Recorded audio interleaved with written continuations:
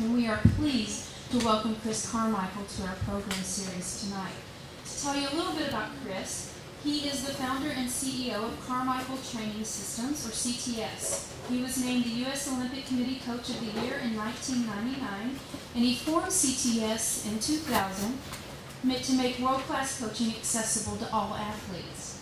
CTS immediately established itself as the premier destination for personal fitness, nutrition, and life coaching, a leadership position that the company's held for its 11 years. Chris has authored 7 books, one of which you heard about tonight, including the New York Times bestseller that's been titled Chris Carmichael's Food for Fitness. He has a broad appeal in his message, and we're pleased that he's chosen to come here and join us tonight. He's also been featured in several publications, including Time Magazine. And of course, some of his coaching highlights include serving as the coach for Lance Armstrong, the 7-time Tour de France champion, as well as several Olympians and several world champion Ironmen. Without further ado, Chris Carmichael.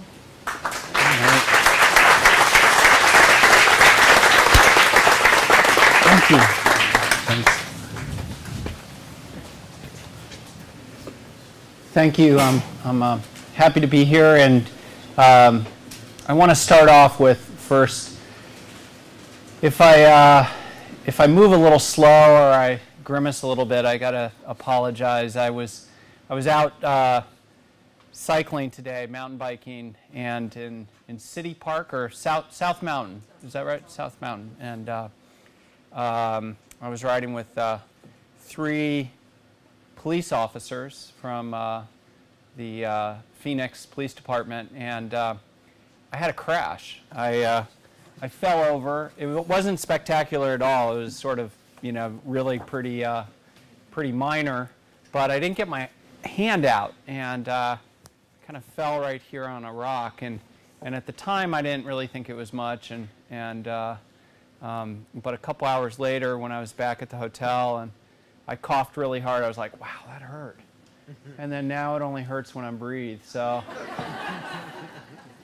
but I'm sure I'm fine. I wanted the advancer for the. You did, yeah. Here it is. Sorry, my fault. Tonight, going to talk about basically coming back, and I've had the great opportunity to work with a lot of elite athletes, and some of them have come back from really debilitating injuries, and a few have made a comeback from cancer, and obviously Lance is the most well known. But there's others that I've worked with, and what I want to do tonight is share with you some of my experiences working with these athletes, and hopefully you all can learn from some of my experiences and some of the attributes that I learned from working with these athletes, and as they came back, and the things that we learned along the way that helped them come back from this disease, and it really applies to all of us. And I think that's kind of key, is first understanding. I like to say we're all athletes, and some of us are in training and some of us aren't, and but our bodies all work the same, and so what worked for Lance can work for us as well, and because we're all humans. And Lance was, as we all know, was diagnosed with really advanced testicular cancer, and to pass through what he did, from getting bad news to worse to terrible, and then being able to come back and win the Tour de France not just once but 7 times, was really pretty spectacular. And there were a lot of things learned along the way, and I think starting off first with that I'm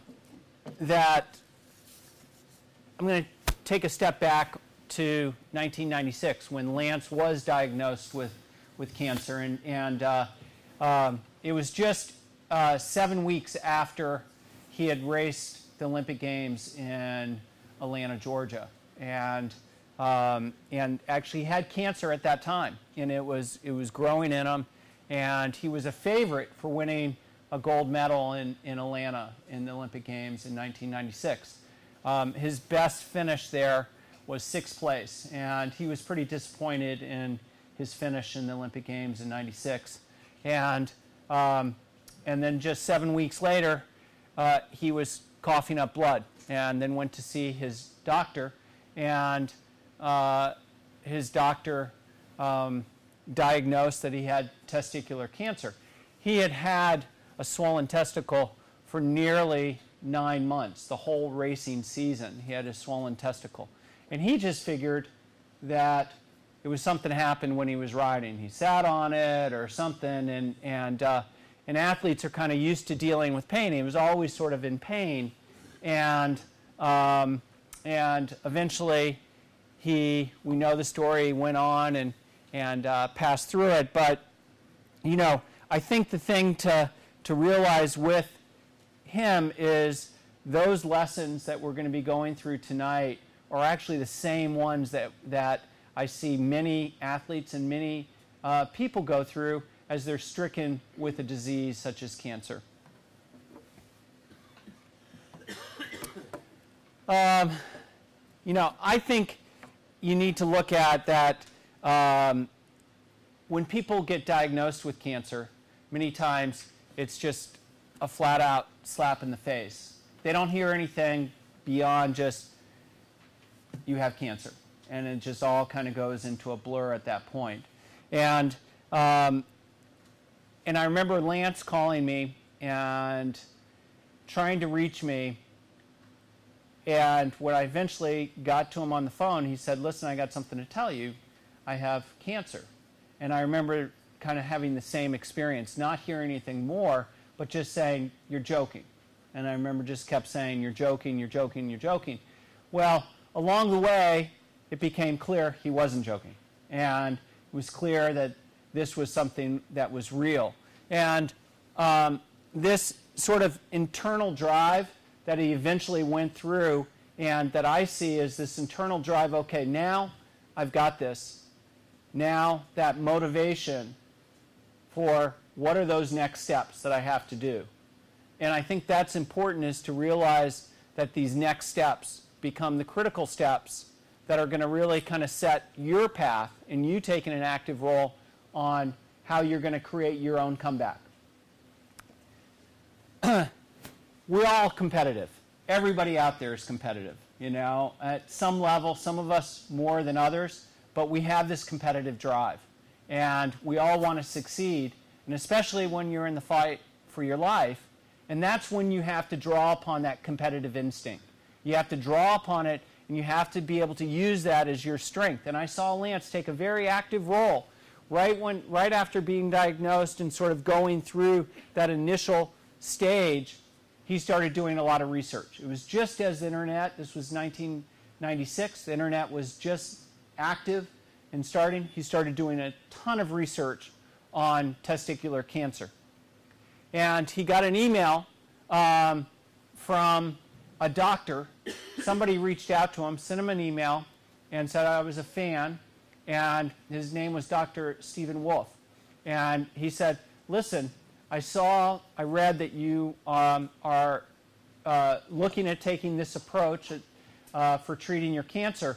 You should know that the leading testicular cancer doctor is in Indianapolis, and you should reach out to Dr. Einhorn. And right away, Lance jumped on that. So he reached out, he called, they put him on hold, and they said, listen, he'll call you back. And he said, no, I got to reach him now. I got to talk to him now. And that's where you got to be on the offense. You got to go for it. And you just can't sit back and settle and wait. You got to keep pressing and pressing and pressing. And they said, look, he did get on the phone with Dr. Einhorn. He said, look, the best I can do is see you in 2 weeks. And he said, look, I'm going to be on a plane tomorrow, and I'm going to be there tomorrow. And so taking that type of getting on the offense, grabbing it and going for it. And it was just one thing after another. Saku Koivu. Does anybody know who Saku Koivu is? NHL hockey player. He's from Finland. Strange name. He was diagnosed with non-Hodgkin's lymphoma. And he was an athlete that I worked with. He called me up and he said, listen, and this was in 2001. He said, I know you've worked with Lance, and I've got non-Hodgkin's lymphoma, and I need your help. And I said, listen, I'm sorry, and I don't know anything about hockey. And he says, look, you don't need to know anything about hockey, but you need to help me come back. And I'm going to beat this, and I need your help. I said, well, what can I do? And he said, you know what? I'm going to send you a ticket, and he plays for the Montreal Canadiens. I'm going to send you a ticket, and it's going to be for tomorrow, and you're going to need to get on a plane and come to Montreal tomorrow. And I said, okay. And the next day I was in Montreal, looked at his background, and he was still undergoing chemotherapy, but he wanted to start back to some sort of training. We put him on a similar routine as we did with Lance, which was primarily a little bit of cardiovascular work, riding a stationary bike.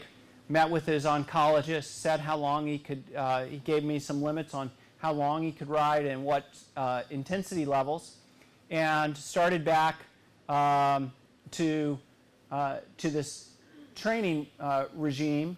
And in his diet, we started replacing a lot of the foods that were processed, the foods that he had been eating, and started eating a lot more whole foods, focused on more whole grains, lean proteins, to aid in his recovery from the workouts, and also it was obviously not bad for his battle with cancer as well.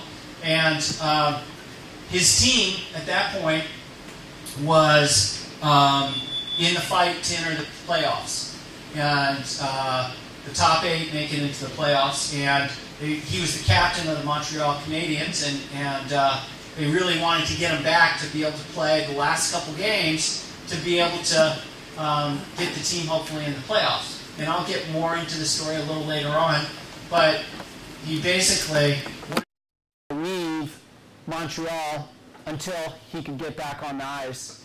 And 3 weeks later, we had him back on the ice. But that shows you have to go on the offensive. We're all competitive. We have to get on the offensive. We have to use all our resources, your network. You've got to go out there and you've got to contact people. You've got to not be shy. You have to be in their face. You have to make sure you're getting the best and brightest surrounding you. You have to make sure your family, friends, their friends, all part of this fight, all part of this competitive fight. And that's what it is, because it's a competition. And that's the way you have to look at it. And we're all competitive. We all want to win, especially in this fight.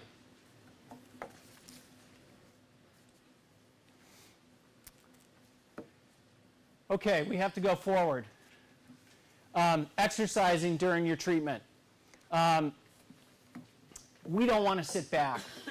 And there's been more than enough studies that show just passively taking the path of least resistance, where you're just waiting for the prescriptions, you're just being shuffled to and from doctors' offices.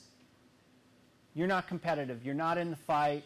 You're not grabbing the bull by the horns and going out and saying, I'm in this to win. Okay? And so exercise can come in many different forms. And it's so important that we start on an exercise routine within the guidelines that your physician can give you. And they can be very limited guidelines. But once we got Lance, once we got Saku, once we got other athletes that we've worked with back to a certain level, and I'll tell you for Lance, the initial exercise routine was 10 minutes a day on his bicycle. 10 minutes a day on his stationary bike, riding at below 50% of his maximum heart rate, which, here's a guy who had won the world championships then, youngest winner of the professional world championships ever, and now his exercise routine was 10 minutes a day. And I remember sitting with him and talking, and he said, you know, the best part of my day is about ready to start. And I said, what do you mean? He says, I'm going to go over there, I'm going to put my bike on the indoor trainer, and then I get to sit on it for 10 minutes. And when I'm on that bike, I know every pedal, I'm fighting the cancer that's in me. And whether that's really true or not, he felt like he was a competitor in this competition, and he was fighting it. And it was something he was actively participating in. Same thing with Saku. Once he could get out, and for him, it started as walking. He couldn't get out on the ice. He was still undergoing chemotherapy treatments. They wouldn't allow him out on the ice. So it was simply walking. He'd walk around the rink in which the Canadians played at Montreal. And he'd walk once around it, and he was still too winded because he was undergoing chemotherapy. One time around was all he could do. And then slowly he got up and could do 1.5 to 2. And it was, and I remember meeting with Saku and walking with him on that, and he says, you know, every step I take, I feel like I'm doing something against this. Because everything else, I don't know what I'm doing. It's just, they're putting drugs in me, and it's fighting, it's doing everything it can, but it's not anything I feel like I'm doing. So that's an important aspect, is being able to put yourself on some type of regimen, some type of training routine. And exercise isn't even what we want to call it. We want to call it your training, not exercising. And training, 10 minutes on a stationary bike, if you're Lance, or walking 2 blocks, that's training at that point. And we're training. We're not exercising, we're training, because we're in competition. And we're competitors, we're athletes. Everybody here is an athlete. Each and every, we're all athletes.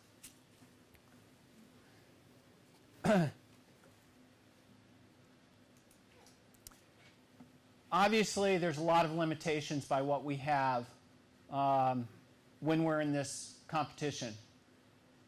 Sometimes Saku would get a little nauseous out there while walking.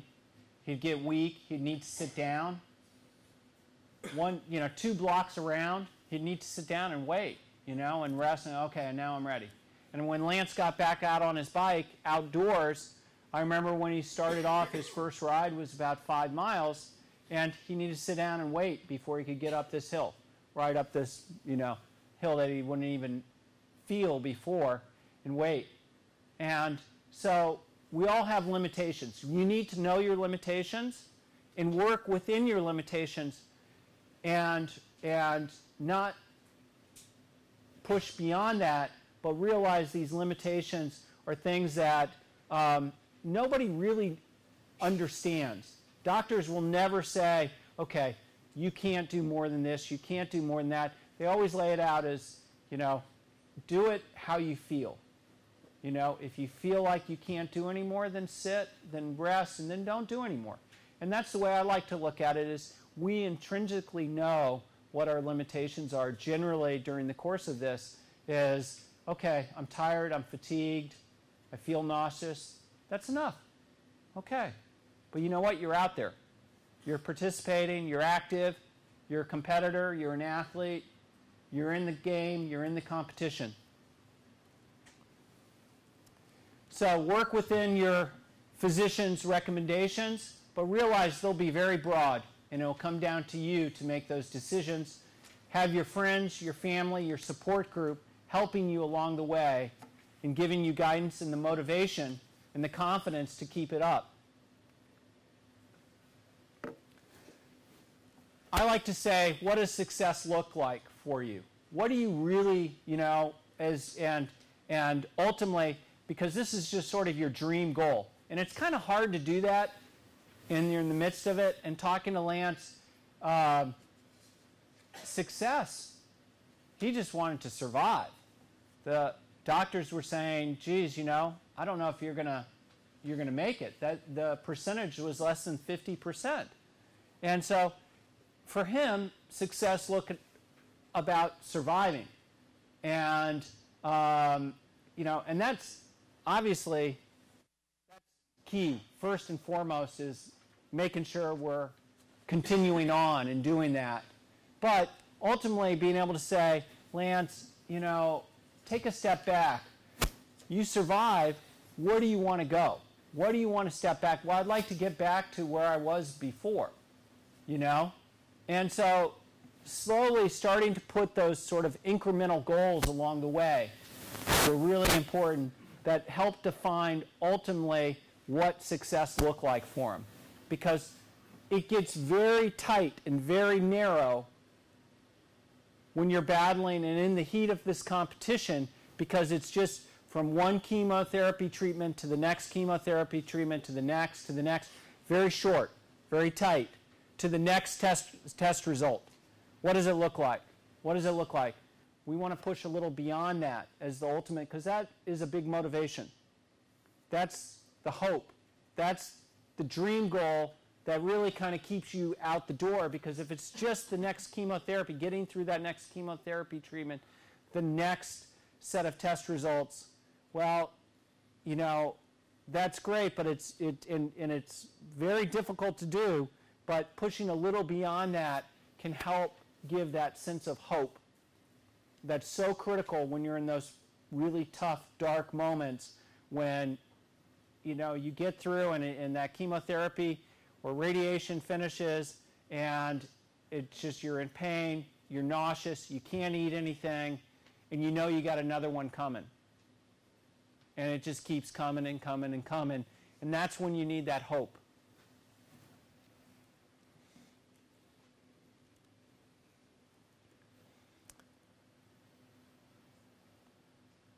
And, Lance would always press back. He's like, man, I just want to live. I just want to live. And I'd be like, Lance, you're going to live. That's the given. You're going to live. You're a competitor. You're doing everything you can. You're going to live. So to talk about those next stages, the next steps. What do you want to do? You won the world championships. Do you ever think you could be a grand tour winner? Man, I will never even get back on the bike. I don't even know if I can be a pro racer. My lungs could be scarred. I can never do that. Well, you know what? There wasn't a doctor on the face of the earth who could say his lungs weren't scarred. But there wasn't also a doctor that could say his lungs were scarred and that he could never do it. You just don't know. So kind of pressing that next step and looking, so it kind of forces that sense of, look, you're looking beyond that your own mortality, you're looking to that next step. And once you start getting some positive success under your belt, and fortunately for the athletes that I've worked with, that's the way the outcome has been. And it's been, look, there's no blueprint. It's not because Lance Armstrong was, tougher or stronger or anything more special than just being a guy who was very fit and had a lot of motivation and had great doctors and all those type of things. And then there's other people who have very much the same setup who don't make it. And it's the way it happens. But it's ultimately being a competitor. You're in a competition and saying, I'm going to do everything in order to beat this and win.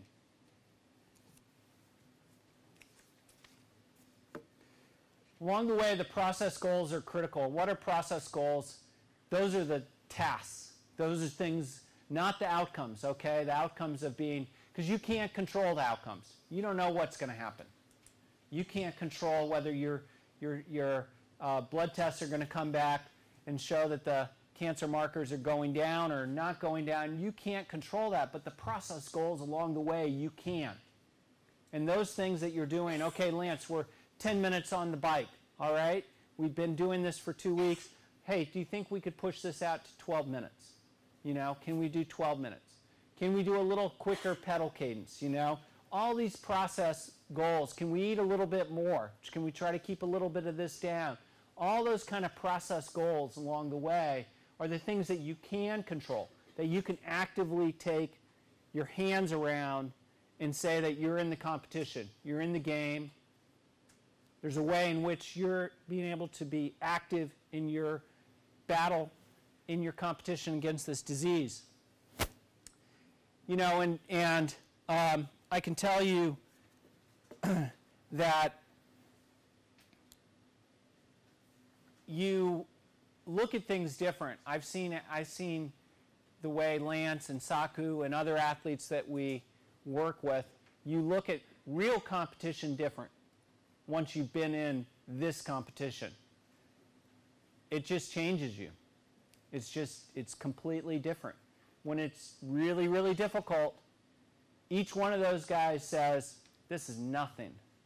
This is absolutely nothing compared to what I faced before. And they have that. And it's a well that they can go to that nobody else can go to unless they've faced that as well. So that's something you can always draw upon later in the rest of your life, that you can draw upon and you can share with other cancer survivors. It's not an easy place to get to. I'll tell you a story. When Lance was coming back in 1998, his first race, he trained really well throughout the winter of 97, 98. Went to the very first pro race on the European calendar in Spain called Ruta del Sol. It's a 5-day stage race in Spain. And he placed 15th. And this was his first race back. And he had never done as well in the Ruta del Sol as he did in his first race back. It was great. All the indications were his comeback was right on track and exceeding expectations. Well, the next race was a race called Paris-Nice. A 7-day race, starts in Paris, finishes in Nice, and people were actually talking about being a favorite, potentially to win, but probably to get on the podium. And I was back in Colorado when he started. The first day, it was cold, it was rainy, wet, miserable conditions. The race split up, and Lance pulled over to the side of the road after about 2 hours. Team car came up right behind, jumped out, mechanic, and said, what do you need? Do you need a new bike? You need a new wheel? What can I do for you? And he said, no, I'm done. And he said, what do you mean? He said, put my bike on the car. I'm done. I'm getting in the car. I'm quit. And the director, the mechanic were stunned. And Lance barked it again and says, I'm getting in the car. I'm done. They put the bike on the car. I started getting calls from the media. Has Lance really quit? We heard he's quit bike racing. He went and got his fiancée at the time out of a French class, and they were on a plane back to Washington Dulles within 24 hours. I was trying to reach him via cell phone, and now I could tell he was avoiding my call. I eventually talked to him 3 days later, and he said, listen, I'm done. I can't do this. It's not in me. It's gone. And I said, listen, you don't need to prove anything. You've already, proven a lot to yourself, the cancer community, the fact you returned after all this. You don't need to prove anything. But let me come down to Austin and let's just spend a couple days and do me a favor. Don't talk to the media, you know, and then we'll talk. So I went down there and we talked, and his bike, when I arrived, his bike was still in the bike bag, which wasn't a good sign, you know. And he came in. I was at his house. He came in. He had been playing golf. And came in and immediately went to the refrigerator and opened it and pulled out a beer and started drinking, and you know, he just said, "Listen, I can't return to racing. It's just not in me. I don't feel like I can do that." And I said, "Listen, you know, nobody can say anything against you, Lance. That's fine, you know, but you know, only thing I can say is the way you did it is you quit." And he goes, "What do you mean?" And I said, "Well, man, you know, hey, listen, you pulled over the side of the road and you quit." And he said, "Well, I mean, it was, you know, I mean, I could have not started." I go, "Well, it doesn't matter, you know, you pulled over and you quit." And I said, "So are you saying I'm a quitter?" And I'm like, "Well, you know, well, you quit, right?" And he said, "Well, wait, hold on." And I said, "Look, you've already proven a lot, Lance. You can keep going. You got your whole life ahead of you. You know, you're 25 years old. You've already won the Pro Worlds, you know, and that's fine. I don't think anybody will, you know, they probably won't call you a quitter to your face, you know." And so he said, that way, it's not quite like that. And I said, "You know, listen, if you want, I think you can do this and you just do one more race, you know, and say you're retired and put it out there. You train everything for it, and then you retire, you know." And it's like, hey, and you're retiring on your terms. You're not pulling over the side of the road and quitting and retiring as a quitter like you are right now. And he said, "All right, but don't call me a quitter ever again, you know." And I said, "Well, then let's one more race, you know." And so he did, and we went to North Carolina to train for it, to this area, Boone, North Carolina, and it's where this big stage race in North America used to happen, and called the Tour du Pont in the kind of the mid-'90s. And we trained, and I had a buddy of mine who's funny, you all probably know him from the Tour de France, watching the tour, Bob Roll, come and join us. And it was me, Lance, and Bob, and we stayed in this cabin. And Bob was still racing then, and I'd follow him and Lance, and they trained for about 10 days in the mountains and everything around Boone. And I still remember this one day that we went up Beach Mountain, and he won 2 stages of the Tour du Pont on Beach Mountain. And this day was terrible. It was miserable. It was in early April. And it was rainy and cold all day. They had ridden about 120 miles, and the plan was to go up Beach Mountain. It was about a 5-mile steep uphill climb, and then I'd put the bikes on the car at the top, and I'd drive them 25 miles back to the cabin where we were staying.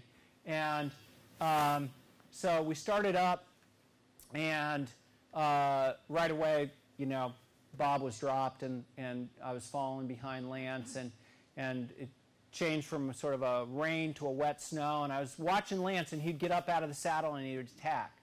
And he'd sit back down and start grinding away, and then he'd shift up and start just, you know, out of the saddle again, and he'd attack. And I'm like, what's he doing, you know? And then he'd sit back down, and then boom, up out of the saddle again and attack. And there's like nobody around. I mean, there's like a cow over here, and you know, Bob Roll 20 minutes down the road at this point, and me, you know, and I pulled up beside him and rolled down the window. I looked over, and he was like looking straight ahead, and he was sweating, was sweating a lot. I'm like, why is he sweating so much? It's so cold. And then out of the saddle again, he'd attack. And then sit down and keep going. And then I started leaning. I started honking the horn. I leaned out of the car. I was yelling at him, LA, Lance, LA, go, go, go, LA, Lance. And I was yelling at him, and he'd get up out of the saddle and attack again, and he'd go for it, and then attack again, and sit down and keep going. And I watched this. I was looking at him like it was, he was winning Alpe d'Huez or something in the Tour, and there was just nothing around. And he got to the top, and I still remember what he said. He said, "Give me my rain jacket. I'm riding back." And that's all he said. And I was like, okay, something's changed, and it did. He realized, like, during the course of this, and I think, those days training in Boone, and on that day specifically, he realized that, he had been really struggling with cancer survivorship issues. I mean, like, why me? How did it happen? What, all these things, and I didn't have no training in those sort of things, and I think he just was able to kind of put them all together, and he realized he had this gift, and he had this gift, and he had a second chance, and he wasn't going to waste that second chance, and he had this gift, and he was going to go for it, and he had this newfound place where he could go and go to the well that none of his other competitors could go to because of what he faced during this battle. And as he says, he never would have won the Tour de France unless he had cancer. And, at that point, it was all, we all know the story from there. So really, I still feel, when I think back to that, I still feel fortunate that I was able to see it, and see it happen in front of me.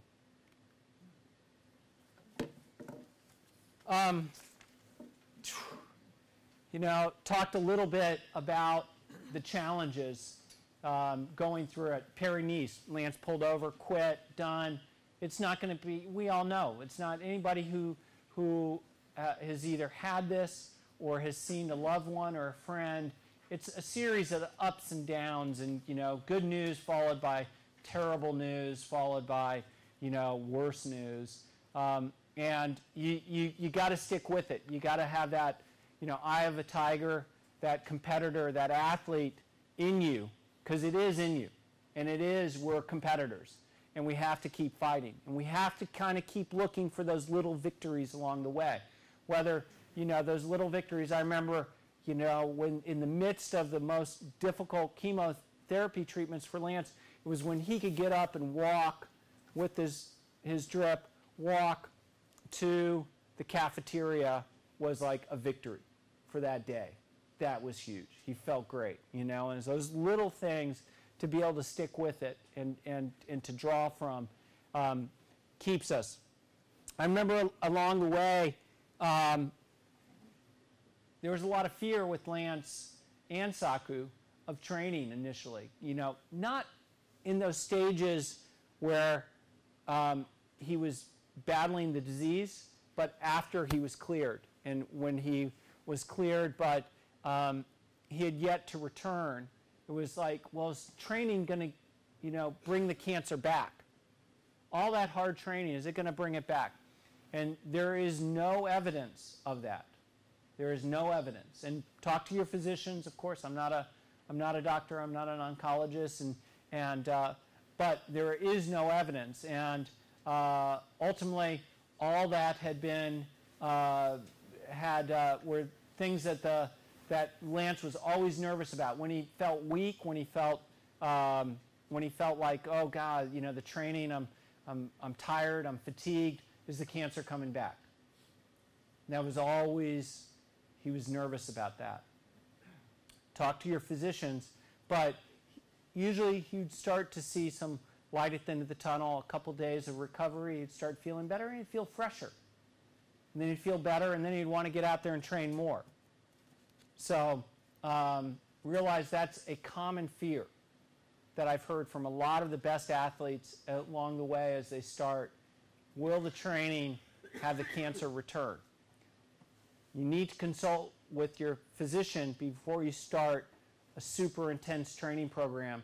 But once you're cleared, most of them say no, and there is no evidence that I'm aware of that shows that that would be the case.